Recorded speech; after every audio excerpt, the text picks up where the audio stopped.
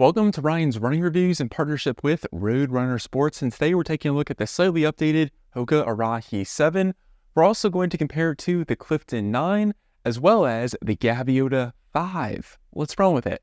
Now, before we get started, I do want to say that these shoes were provided to me by Road Runner Sports. However, no one had a chance to preview this video, and this file synopsis is my own.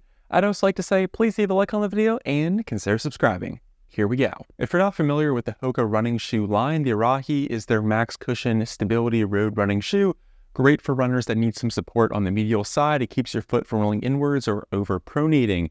This is basically the stability counterpart of the HOKA Clifton. So if you like the HOKA Clifton, which is an incredibly popular neutral max cushion daily trainer, but needs some more guidance, that is where the Arahi comes in. And then of course we have the redesigned Gaviota 5, which used to share a lot of similarities with the Arahi series, but basically the Gaviota is an ultra max cushion or super thick stability running shoe. So if you like the Arahi but need some more cushioning and guidance, that is where the Gaviota comes in. So I hope that makes sense, but that's kind of the quick version of the HOKA running shoe lineup with regards to the Arahi. As far as the price goes, the Arahi 7 and the Clifton 9 both cost $145, a $5 increase compared to last year, while the Gaviota 5 comes in at $175. The Arahi 7 does gain just a little bit of weight, going from roughly 9.8 ounces now to 9.9, which is just a little bit heavier compared to the Clifton, which comes in at 9.4 for men's size 10. And then you have the Gaviota, which is a full ounce heavier at 10.9 ounces. So the weight is pretty much identical to last year, and the stability version is ever so slightly heavier compared to the neutral version, which is the Clifton. As far as the stack height goes, the Arahi 7 is just an upper update. The midsole remains exactly the same. We have 37 in the heel, 32 in the forefoot for the classic 5mm drop. The Clifton has 1 more millimeter of stack height with 38 in the heel and 33 in the forefoot. And then the Gaviota is a little bit thicker with 39 in the heel and 33 in the forefoot for a 6mm drop, which is 1 more millimeter higher than most other HOKA running shoes. So let's talk about the upper on the Arahi 7 because that's all that changed. The midsole remains exactly the same, and I'm actually quite surprised by this, mainly because the Clifton 9 received some small tweaks and some small improvements, and I was kind of expecting the same treatment here.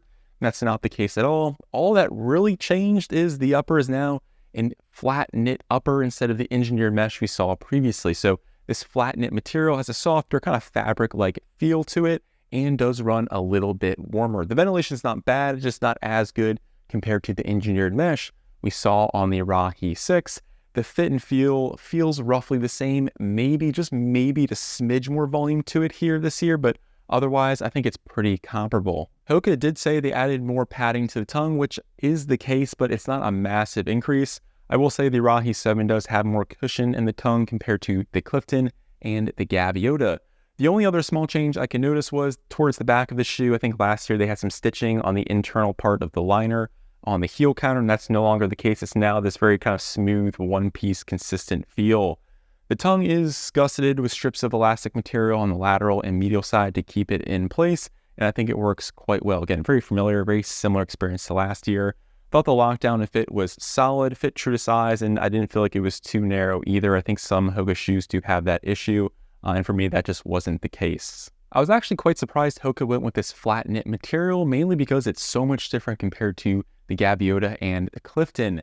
The Gaviota, I think, has a great fit to it. However, the big difference here is if you have a higher volume foot or if you like a wide toe box, I think the Gaviota is the better option, mainly because when I tried this on, I was shocked to find out how much room there was in the toe box here. It's not typically a HOKA thing, and I'm actually liking the direction they were going, and I was kind of hoping they would do the same thing with the Arahi. The Arahi, again, more traditional fit, where the Gaviota just tons of room. So higher volume foot, I would probably recommend the Gaviota. I thought the lockdown was good, but just has a little bit more of an accommodating feel, and this kind of synthetic engineered mesh is much more breathable. And then if we compare the upper here on the Clifton 9, I do have to add an asterisk here, mainly because HOKA gave me a 12.5 compared to my regular size 13 for both the Arahi and the Gaviota. So a slightly smaller fit than I would have liked, but I did my best to try to compare these two. Now, the Clifton has kind of this weird knit hybrid engineered mesh material, which is more breathable than the Arahi, but less breathable compared to the Gaviota. So I think it works quite well. And honestly, when trying these two shoes, based on my best guess, they have a similar fit. I'm happy to see they gave us a little bit more volume here on the Clifton 9 compared to the Clifton 8. But if you're someone who wears your typical size 10 on the Clifton, I think you can kind of go true to size or the same kind of fit here on the Arahi 7 as well. And now moving on to the midsoles. Again, the Arahi 7 is just an upper update. The midsole remains exactly the same compared to last year. This is HOKA's max cushion stability option, which means its goal is to keep you from rolling inwards or over pronating, and they use something called a J-frame. Now, the colorway here isn't the best to demonstrate this dual density midsole, so I'll do my best to kind of show you how it gives you that guidance. So if you flip the Arahi around to the outsole, you can see these two different kinds of foams, Again, this colorway is not the best, but essentially you have a firmer foam that starts partway up on the lateral side, wraps down around the heel, and extends mostly up the medial side. Now, this J shape is why they call it the J-frame, and it's kind of a clip that's around your heel and then extends all the way up on the medial side as well to keep you, again, from rolling inwards. However, the Gaviota 5 uses a completely different stability mechanism. It used to use a similar version of the J-frame like we see here with the Arahi 7. However, on the 5th version, they updated it to something called an H-frame, which is pretty much what it sounds like. And I'll put a picture on the screen so you can see exactly what I'm talking about. Basically, this top layer of blue foam is a bit more firm, so as you sink further into it, it kind of gives you some guidance and support. And I think this works pretty well for those that happen to supinate or roll outwards, and those who happen to pronate or roll inwards. So a slightly more versatile setup that kind of accommodates a wider variety of runners and walkers. And then if we move over to the Clifton 9, this has no stability mechanisms because this is a neutral daily trainer, which means the midsole is consistent through and through. It only has one kind of compression molded EVA foam. And I will say this is noticeably softer compared to the Arahi, which I do consider to be a rather firm daily trainer. I'll also say that the Arahi 7 is going to be much more rigid and stiff compared to the Clifton, which makes sense because this is a stability shoe and you have that firmer foam, which runs pretty much the full length of the shoe itself. However, even though the shoe is more stiff and rigid, it does, I think, help you notice that rocker geometry, which rolls you along very nicely. And I do consider this to be a quite versatile stability daily trainer. And speaking of the stability, it absolutely accomplishes its job of giving you that guidance. You notice kind of that clip of firmer foam around the back part of your foot, and then that medial support, which keeps your foot from rolling inwards. And honestly, I think this is quite enjoyable for a stability shoe. Kind of take it on a wide variety of runs. And if you're someone who doesn't mind the firmer feel to it, I think this will be a solid option. And again, I think the only major difference here is the upper. So if you've tried the previous versions or you've seen the previous Arahi, this is going to be pretty much identical.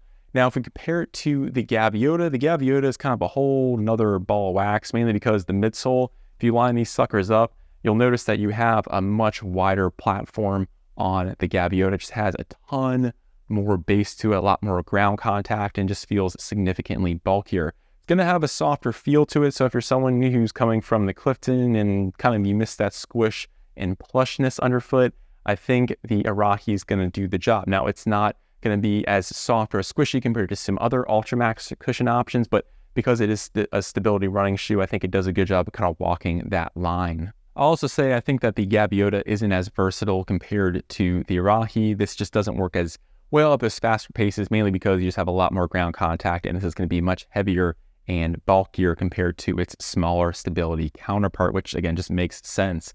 The big thing here is this is more of kind of a cruiser long haul shoe, where I think the Arahi kind of gives you a more kind of classic training feel, and I think has a wider range of runs available to it. So overall, this is a rather small update to the Arahi series. Basically, they just gave us a flat knit upper, some additional padding to the tongue, and a more consistent fabric towards the back part of the ankle and Achilles area.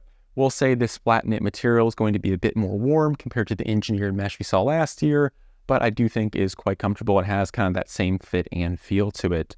The midsole is going to be on the firmer side of things, provides a very classic kind of HOKA J-frame experience, does an excellent job of keeping your foot from rolling inwards, and then that firm clip of J-frame foam towards the back part of the shoe kind of helps stabilize your ankle and gives you that guidance while you run.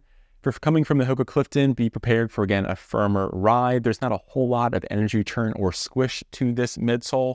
And if you're someone who likes a wider toe box, or if you happen to supinate or just want a little bit more cushion underfoot, I think that's where the Gaviota series comes in. Although this is going to be a much bulkier and heavier option, which I don't think is going to be as fast compared to the Arahi 7. So I hope that kind of clears things up and helps you kind of decide between these different options. Personally, I think it works quite well and is a fun stability option to throw on, especially if you really kind of enjoy rocker geometry with it, again, a slightly firmer ride overall. So let me know, what do you think of this updated Arahi, and which HOKA running shoe would you personally go to for your daily miles? I would love to hear from you. Well, I'm Ryan from Ryan's Running Reviews, and I'll catch you guys on the next one. Thanks.